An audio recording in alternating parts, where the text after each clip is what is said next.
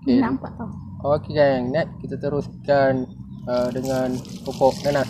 Pokok ni baru tanam, so kita support lah, kita siram sikit supaya dia dapatlah merasai.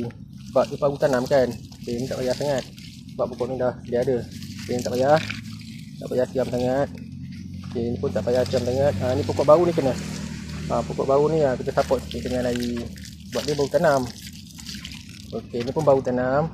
Okey, pokok nanas kita. Nanas ni ikutkan dia taklah nak air sangat.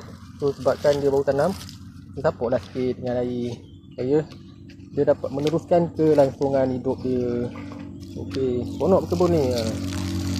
Manis nanas ni, nanas jenis gandul. Okey guys, tanam kat depan rumah je. So nanti dah berbuah, kita petik je lah. Okey, seronok berkebun ni. Aktiviti sihat. Okey, badan sihat, hasil dapat, rumah pun bersih. Okey kan, siapa yang berminat dengan aktiviti bercocok tanam, berkebun ni, okay, jangan lupa like, follow dan share TikTok Kebun Maya. Kita akan kongsikan aktiviti menarik berkenaan dengan pertanian. Okey kan, lupa lagi. Assalamualaikum, bye bye.